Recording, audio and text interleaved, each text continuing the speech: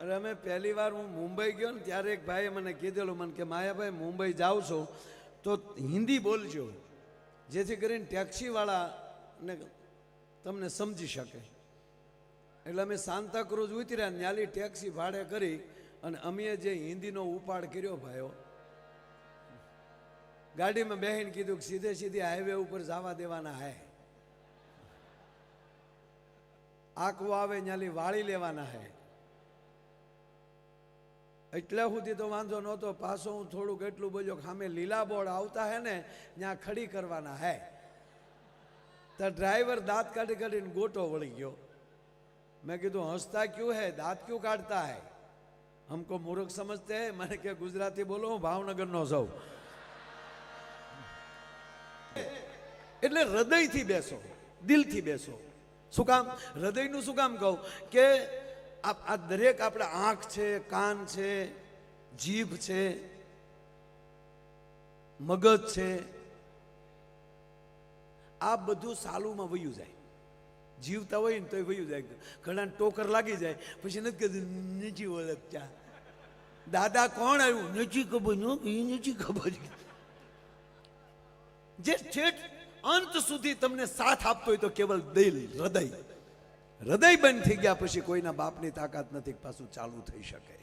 તો જે અંત સુધી આપણા શ્વાસની સાથોસાથ જે આપણને સાથ આપે ને એની અંદર મૂકી ગયો ને તો કોઈ દી તકલીફ ન પડે ભલામણ. નહીતર એક બહુ મોટો પ્રોફેસર ભાઈ, બહુ ભણ્યો, બહુ ડિગ્રીમાંથી ડિગ્રી, 35 વર્ષ ભણ્યો બોલો. પછી ઈસરોમાં, નાસામાં, આમાં બધામાં અણુ, પરમાણુ, રાસાયણિક, આકાશ યાત્રા, જળ યાત્રા, ટોટલી ઓલ ઇન વન બધામાં પારંગત થઈ ગયો. આકાશમાં મળ્યો ઉડવા, યાન મળ્યો બનાવવા, રોકેટ મળ્યો બનાવવા, ચંદ્ર ઉપર જઈ આવ્યો. અને પછી પાવરનો પાર ન રહ્યો. પછી એને મોટિવેશન કહે ને, એમાં જાય એટલે પ્રવચનો આપે. શું કામ ડાયરામાં સમય બગાડો છો, શું કામ ભગવાનની કથામાં 9 દિવસ સમય બગાડો છો, ભગવાન જેવું કાંઈ છે નહીં. હવે આવું બોલીએ ને અમે તો અમારો ટુકડો કાઢીને કોઈક મૂકી દે. માયાભાઈ કહેતા હતા ભગવાન જેવું કાંઈ નથી, માફી મગાવો. આ બોલ્યો તો હું જ. આ બોલે છે કોણ? પ્રોફેસર. એને કીધું કે આવું કઈ છે જ નહીં, ખોટા તમે સમય ન બગાડો. ભગવાનને ચૂક મારા બેટાને મેં માણસ બનાવ્યો અને એને મેં બુદ્ધિ આપી એ માટે જગતનું સંચાલન કરી શકે, સારા પ્રયોગ કરી શકે. એને બદલે મને ના પાડવા મળ્યો. આની મેમરી ઉડાડી નાખવા દે. સાહેબ એક જ આટો વયો જાય પછી કરોડો રૂપિયા ખર્ચી નાખો, ડાયા થાય એવા દાખલા નથી. એકવાર જો થઈ ગયું એટલે ભગવાને એને મેમરી ઉડાડી નાખી. ઓલાની જેવી મેમરી ઉડાડી નાખીને સાલું ભાષણે મેમરી ઉડી જઈને ઉભે રોડે સીડ્યો. ચીજી પોપ પોપ. એ કે ભાઈ ઉભા રહ્યો. ચીજી પોપ પોપ. રોડે દોડે હો. ભગવાન કે કરી લે સાળો, લે કઈ.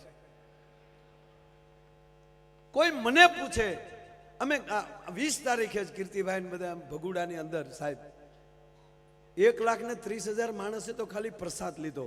પ્રોગ્રામમાં 2 લાખ જેટલું માણસ હતું સાહેબ. માના આશીર્વાદ લઈને સીધા જ અહીંયા આવ્યા છીએ સાહેબ. તો આ કોણ પૂરું પાડે છે?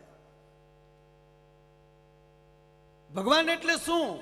ઈશ્વરની કૃપા થાય તો તમારી બુદ્ધિમાં વધારો થાય. બુદ્ધિમતામ વરિષ્ઠમ. તમારી પવિત્ર બુદ્ધિ થાય. 5 હારા મિત્રો મળી જાય સંજયભાઈ, 2 એવા મિત્રો મળી જાય. અરે હગા હારા મળે, નગર હગા મળે હોઈ ગયા. હું તો જાહેરમાં કહું છું સાહેબ, જે ખુલ્લા દિલથી હસી ન શકતો હોય ને એને કોઈ દી મિત્ર ન બનાવતા. વેવાય તો નહીં જ નહીં. મીંઢાને કોઈ દી કીર્તિભાઈ ભાઈબંધ ન કરાય. એના પાડોશમાં ન રહેવાય. અડધી કિંમતમાં મકાન વેચીને નીકળી જાજો. સવારમાં હામો મળ્યો તો અપસુકન થાય. આપણે પ્રોગ્રામમાં જવા પેટીને લઈને નીકળાય તો આપણે હામો પ્રોગ્રામમાં જાવ છું, નાના તારા બાપનું હરવણું કરવા જઈએ અમે. ઓલાનું ચાલુમાં સટકી ગયું. ઉભે રોડે કોક કે ઉભા તે રહો એ પ્રોફેસર નીચે ભગવાનને ચૂક લે કર લે હાલ. પછી ભગવાનને થયું મારો ઢોંગ કરતો હોય છે એટલે ભગવાન માણસ બનીને આવ્યા ધરતી ઉપર એની હામાં મળ્યા. એ ઉભો રે નીચે ઉભો જવું. અરે કે ઉભો રે તારું નામ શું? નથી ખબર. કોનો દીકરો તું? નથી ખબર. તાર પપ્પાનું નામ? નથી ખબર. તાર દીકરાનું નામ? નથી ખબર. તારા ભાઈનું નામ? નથી ખબર. તું શું હતો? નથી ખબર. તારી પત્નીનું નામ? ચંપા. ભગવાન કે તારી ભલી થાય. મેમરી ઉડી ગઈ પણ વાયરસ રહી ગયો થોડોક સાહેબ.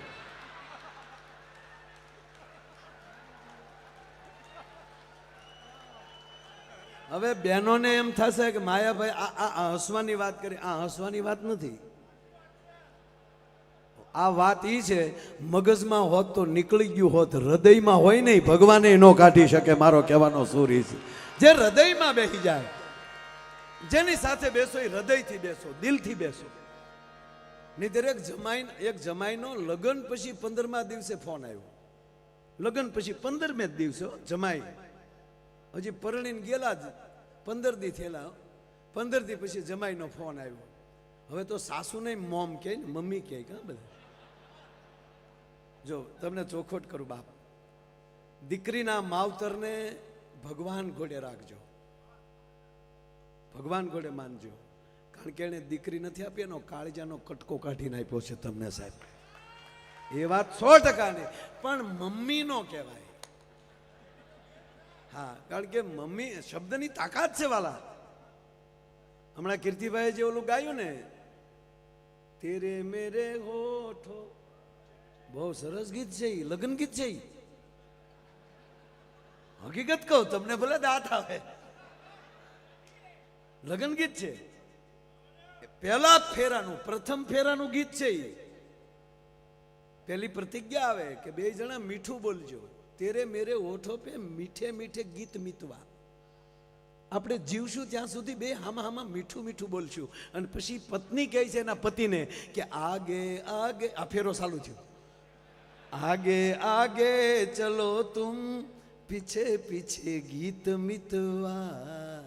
કેવું ગીત છે આજો? મને ઘણી ખબર પડે પણ કોઈને કહું નહીં. આ તો આપણે ઘરના બેઠા તમને જ કહું છું. એક ભાઈ મને કહે ને હસતા હસતા, મને કે માયાભાઈ આપણે 4 ફેરા છે ને. મેં કીધું હા. તો મને કે 3 ફેરામાં પુરુષ આગળ અને ચોથા છેલ્લા ફેરામાં પત્ની આગળ. મેં કીધું એ ધર્મ, અર્થ, કામ અને મોક્ષ. આ દેશની દીકરી એમ કહે છે કે હે પુરુષ, તારો જે ધર્મ હશે એ ધર્મ સ્વીકારવાની મારામાં તાકાત છે. અર્થ, તું જે ઘરની વ્યવસ્થા કરીશ એ વ્યવસ્થામાં અર્થતંત્ર સંભાળવાની મારામાં તાકાત છે, એમાંય તું આગળ. અને કામ, એમાંય તું આગળ. સાહેબ આ ઇતિહાસો છે. આ ત્રણેયમાં જે પત્ની એના પતિને આગળ રાખે ને એ પત્ની મોક્ષના દ્વારમાં મોર આગળ થઈ જાય છે સાહેબ. ચોથા ફેરામાં એ આગળ હોય છે. બાકી તો અમુક